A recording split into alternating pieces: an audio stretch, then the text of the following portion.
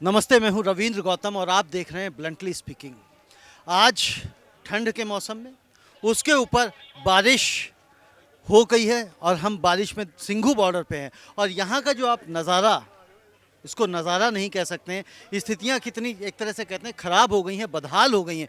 क्योंकि अभी तक तो हम सिर्फ यही बात कर रहे थे ठंड में ये अपना समय कैसे काट रहे हैं, कैसे इनकी रातें कटती हैं, कैसे दिन होता है, और अब उसके बाद ऊपर से बारिश हुई और नीचे भी यहाँ सारा का सारा कीचड़ हो गया है, पानी हो गया। ऐसी स्थिति में ये लोग कैसे, जैसे कल बारिश हुई है और नीचे भी पानी आ गया, ऊपर तो आपने चलिए लगाया हुआ है टेंट वगैरह, थोड़ा सा पानी की रुकावट है, तो ऐसी स्थिति में आप लोगों की रातें कैसे निकली? सर हमें रात में रहने में कोई भी परेशानी नहीं है। जो हमारी ट्रॉली लगी हुई हैं इनमें पूरी व्यवस्था है, किसी भी चीज़ की हमें कमी भी नहीं है।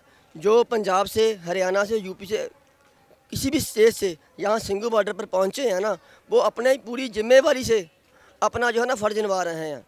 और मैं ये बात कहना चाहता हूँ, जो मेरे पंजाब के एमपी है, जो हमारी केंद्र सरकार है ना, उसके पंजाबी बोलते हैं साऊ पुत बने हुए हैं, केंद्र सरकार के साऊ पुत बने हुए हैं। उनको शर्म आनी चाहिए। उनको पंजाब में जो लोगों ने है ना एमपी बनाया है, उनको पंजाब और पंजाबियों के साथ रहना चाहिए। पर कितनी शर्म की बात है, वो केंद्र सरकार के जो काले कानून बनाए हुए हैं ना, हर रोज़ उन पर बयान देते हैं। किनकी बात कर रहे हैं, नाम बताइए। सर जो आप तीन एक तो है, बोलते हैं हमें, दूसरा है एमपी एमपी एमपी एमपी बोलते हैं सोम प्रकाश है, एक सनी देओल। अब वो बिल की बात करें, मुझे बिल के बारे में सनी देओल तो कोई बात ही नहीं करता। सनी देओल का तो पता ही नहीं कहाँ पे है ना, वो तो पता ही नहीं है। जो गुरदासपुर वाले हैं ना, जो गुरदासपुर वाले हैं ना, वो तो मैंने बहुत भी परेशान है। वो ऐसे परेशान है, वो तो एक दिन भी नहीं आया। एक दिन भी नहीं आया। आप जैसे हैं यहाँ पे, और आज 39वां दिन हो गया है लगातार, ठीक है, और जिस तरह से जो आज की बारिश वगैरह हुई है उसके हिसाब से माहौल कैसा है? मतलब गड़बड़ा गया है थोड़ा सा, मतलब व्यवस्थाएं जो है ना अस्त व्यस्त हो गई हैं। बढ़िया है जी, लोग की आते हैं जाते हैं, मतलब आप बारिश से भी कोई घबराहट नहीं? कोई घबराहट नहीं है जी। सभी मज़े से जितना किसान वाले आते हैं ना, उस हिसाब से आते हैं। मतलब चाहे बारिश हो चाहे ठंड पड़े, जो मर्जी आए। अभी जैसे एक चीज़ और बताइए, तकरीबन 47 से 48 किसानों की इस आंदोलन के दौरान मृत्यु हो गई है। कल भी एक किसान ने गाजीपुर बॉर्डर पे आत्महत्या कर लिया, सुसाइड। यहाँ पे भी 65 वर्षीय जो राम सिंह जी थे, उन्होंने भी सुसाइड यहाँ सिंघू बॉर्डर पे करी थी। और मतलब रोज़ के रोज़ अगर हम एवरेज देखें तो एक से ज़्यादा की एवरेज आ रही है किसानों। इसको आप किस तरह से देखते हैं या किस तरह से कंट्रोल हो सकता है? इसका आंसर मैं आपको दूंगा। जैसे आपने बोला है ना, जो हमारे शहीद हुए हैं, अब किसी भी आंदोलन को ले लीजिए है ना, वो उस आंदोलन का है ना सट्टा निकला है और इस आंदोलन का भी सट्टा निकलेगा। सट्टा निकलेगा मतलब? सट्टा मतलब उसका नतीजा नतीजा निकलेगा। और नतीजा ये निकलेगा, और जो मोदी सरकार ने है ना जो 3 कानून बनाए हैं ना, उनको वापस लेने ही पड़ेंगे। मतलब बिना कानून को रद्द कराए। अब जैसे एक चीज़ और बताइए, अभी जो 30 तारीख की जो मीटिंग हुई थी, बातचीत हुई थी, उसमें जो 4 मांगे आप लोगों ने रखी थी, उसमें से 2 मांगे मांग ली हैं, और वो ये कह रहे हैं कि 2 मांगे हमने मान ली हैं, 2 मांगे किसान मांग ले। सर जो 2 मांगे वो बोलते हैं ना हमने मांगी है, एक उन्हें पराली का मुद्दा है, एक बिजली का। सर ठीक है ना सर, बात तो सुनिए, 1 मिनट मेरी बात सुनिए। सर यार हमारे पास ज़मीन रहेगी तो हमें बिजली का क्या करेंगे, है ना, ठीक है ना। जब हमारी वो ज़मीनें छीन लेंगे, वो तो जो उद्योगपति है ना, अंबानी अडानी, वो तो उनको फ़ायदा पहुँचाने के लिए की है उन्होंने। वो जो अपनी चाणक्य नीति घुमा रहे हैं ना, उसके लिए जो पंजाब का नौजवान है, जो पूरे वर्ल्ड का पूरा समझ चुका है सर। और आखिरी बार मैं बोलना चाहता हूँ, इस जो संघर्ष में है ना, जो मतलब जो किसी भी चीज़ की कमी नहीं, जो हमारे बाहर विदेशों में बैठे हैं, हमारे भाई साहब बैठे हैं, कोई भी मतलब जो भी लोग हैं सभी लोग मिलके आप सपोर्ट कर रहे हैं। भाई साहब आप आइए जरा आगे जी। हाँ, और लोगों को भी मौका मिले, सब लोग अगर आई थिंक अपनी अपनी बात रखेंगे। आप क्या करते हैं?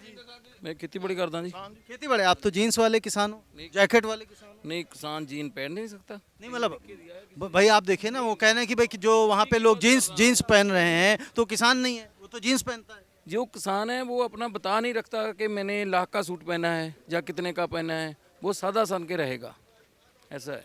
क्यों आप कुछ कह रहे थे? आइए इधर आइए जी। हमारी कौम वो कौम है, गुरु गोविंद सिंह हमारे का आशीर्वाद है, उन्होंने मुझे यही सिखाया है, परिस्थितियाँ कैसी भी हों, लेकिन जो सिख है, जो पंजाबी है, वो डटा रहता है। वो हमारे गुरु साहब के बच्चों ने, उन्होंने पोह के महीने में कड़कती ठंड में शहीदी दी है। उन्होंने हमें ये सिखाया है, वो हमें उस पर पहरा दे रहे हैं, उनका आशीर्वाद है। परिस्थितियाँ कैसी भी हो, पानी लाख लाख हो जाए, जितनी हमारी ठंड हो जाए, वो पंजाबी डटे रहेंगे और मोदी को झुकना पड़ेगा। और आधा झुक गया है, कहाँ तक भागेगा? तो वो यही तो कह रहे हैं कि आधा हम झुक गए, आधा आप झुक जाइए।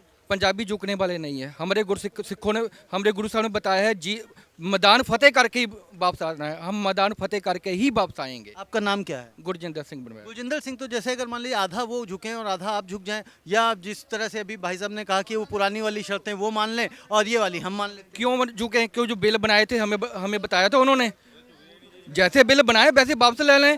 हाँ, और नया बिल बनाना चाहते हैं तो हमारे जो लीडर हैं उनको बैठाएं, हमारे किसान भाइयों को बैठाएं, जो उनके नेत्र में है, बेनिफिट में है, वो बैठ के बिल बनाएं। हमें कोई प्रॉब्लम नहीं है। कोई प्रॉब्लम। दूसरी बात, अभी जिस तरह से आपने कहा कि पंजाबी नहीं झुकते, तो क्या ये वाकई में जिस तरह से सरकार कह रही है कि ये किसानों का नहीं, पंजाब के किसानों का आंदोलन है, क्या सिर्फ पंजाब के किसानों का आंदोलन है? नो नो नो, ये अभी जन आंदोलन बन गया है, पूरे वर्ल्ड का आंदोलन बन गया है कि कोई भी स्टेट हो, सभी यहाँ आए हुए हैं और यहाँ किसी भी कोई चीज़ की प्रॉब्लम नहीं है। वो रही, अगर ये मोदी सरकार शहीदी मांग रही है तो शहीदी पंजाबी और इंडियन करता है, और जब शहीदी होती है तो वो जीत की पहली दलीज होती है। हम वो शहीदी दे चुके हैं, हम वो जीत के पौड़ी, वो जो पौड़ी है उस पर चढ़ चुके हैं, और एक दो पौड़े रह गए हैं, वो बहुत जल्द हम उसको फिनिश कर लेंगे, फतेह कर लेंगे। यानी कि जीत की जो सीढ़ियाँ, पौड़ी यानी कि सीढ़ियाँ चढ़ चुके हैं, शुरुआत हो गई है और ये फतेह कर लेंगे। आप में से कोई कुछ कहना चाह रहा था?